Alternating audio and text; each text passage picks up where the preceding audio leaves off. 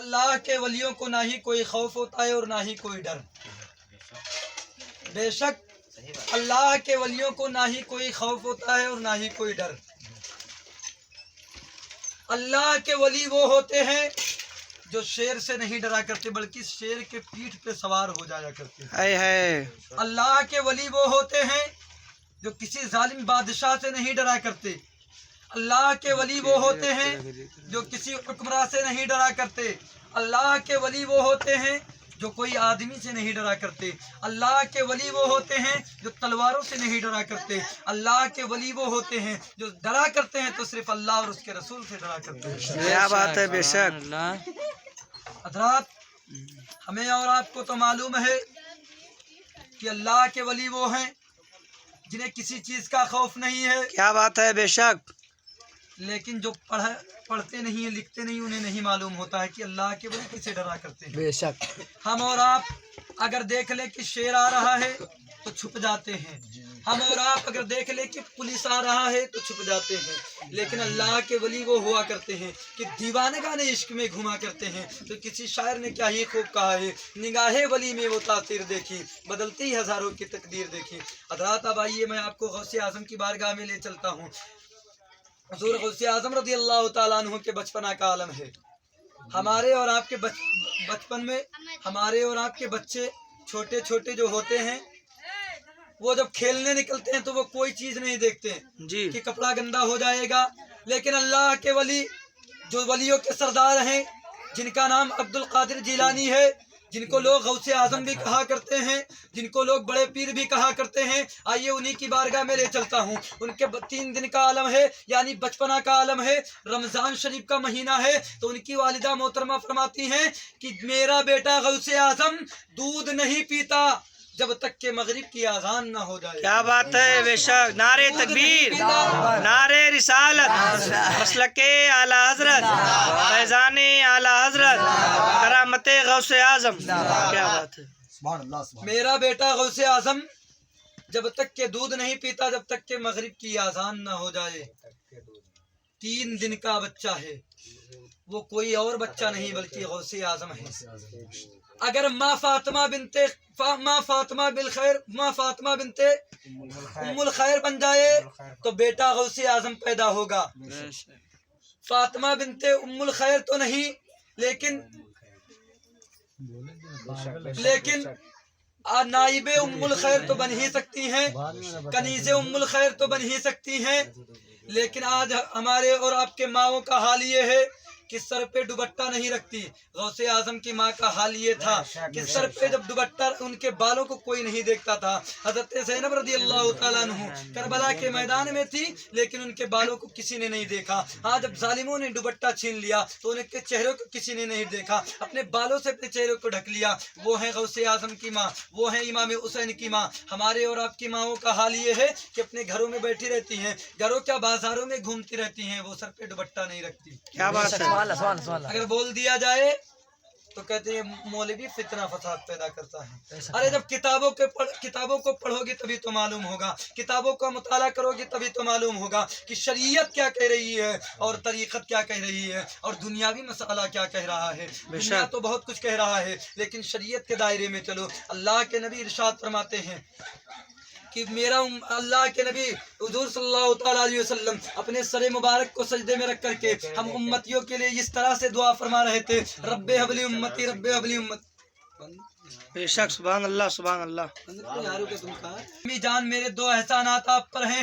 ماں بہت پریشان ہو گئی، ماں حیران ہو گئی کہ بیٹا آج تک میں نے سنا ہے کہ بیٹے کا ہے، باپ کا بیٹے پر احسان ہوتا ہے، لیکن آج میں پہلی بار سنتی ہوں کہ بیٹے کا احسان ماں پر ہے. کہا بیٹا بتائیے وہ کون سی معاملات ہیں، وہ کون سا احسانات ہیں. کہا امی جان وہ احسانات یہ ہیں کہ جب آپ کے شکم اطہر میں میں تھا، آپ کے پیٹ میں میں تھا تو آپ کے دروازے पर कोई भिखारी, कोई सखी चोर बन करके आया था मांगने के लिए। कहा हाँ हाँ बेटा कोई आया तो था, मुझे याद नहीं है। कहा याद हो जाएगा, मैं बताता हूँ। कहा वो मामला क्या है? कहा वो आप जब उसे चावल ले करके गई थी, आपके हाथों में जो सोने का कंगन था उसे वो छीनना चाहता।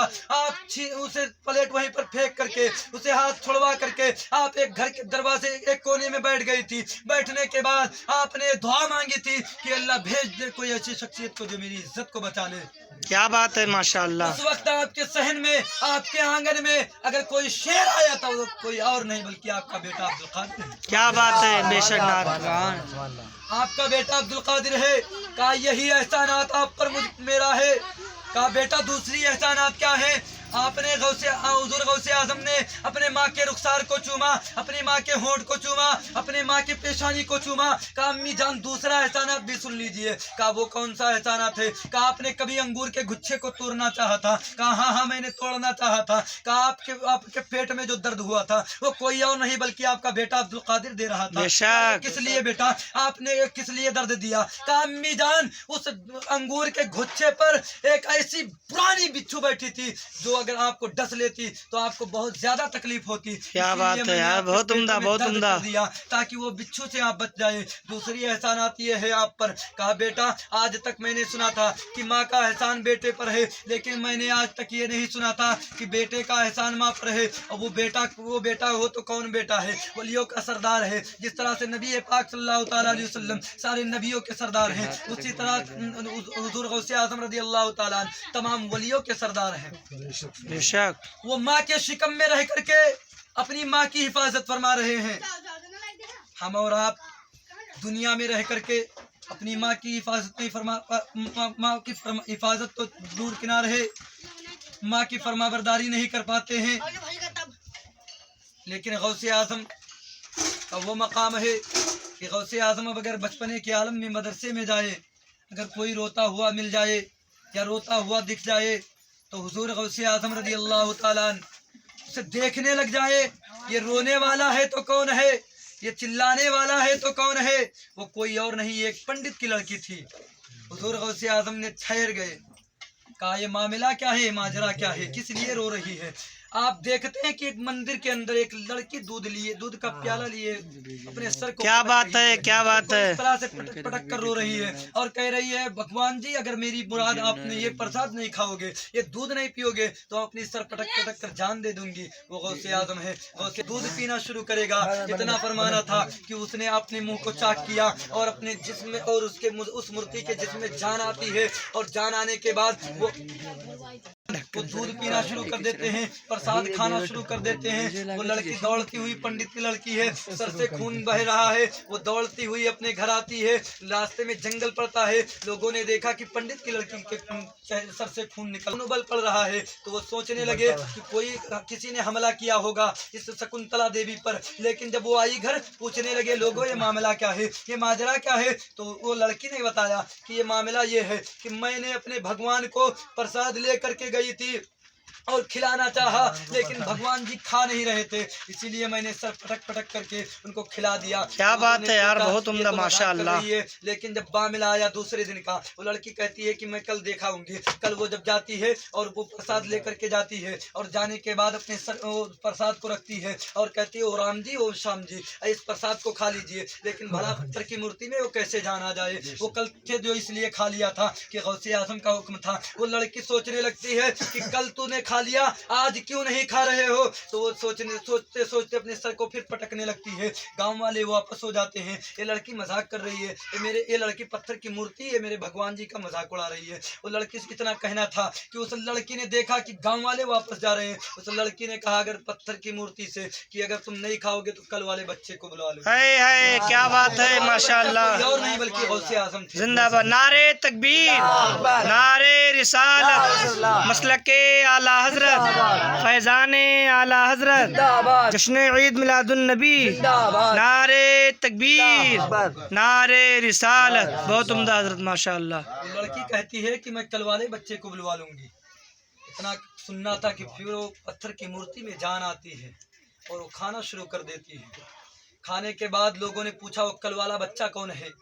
वो लड़की कहती है एक बच्चा जो था छोटा सा बच्चा था, 4 या 5 साल की उम्र है। उस बच्चे ने दरवाजे पर खड़े होकर के सिर्फ इतना कहा था कि ये मूर्ति खा ले वरना ये जब लड़की जान दे देगी तो तू खाएगा। इतना सुनना था कि उसने खाना शुरू कर दिया। लेकिन जब वो गौसे आजम की बारगाह में वो सोचने लगी, लड़की कहने लगी, तो वो लोगों ने कहा कि बच्चा कौन है। उस बच्चे को कहा कि वो बच्चा मदरसे में पढ़ता है। लोगों ने पीछे पीछे चल दिया। वो लड़की आगे आगे चलती है और जाने के बाद मदरसे का दरवाजा खटखटाया। हुजूर गौसे आजम जुब्बा पहन रहे थे और साफा बांध करके अपने क्लास में जाने ही वाले थे कि उस लड़की ने दरवाजा खटखटाया। दरवाजे को खोला तो क्या देखते हैं कि वही लड़की है। तो वो लड़की कहती है यही वो कल वाला बच्चा है। बेशक। तो लोगों ने सबसे पहले कहा हुजूर आप पहले मुझे कलमा पढ़ाइए फिर आगे का बात बताइए।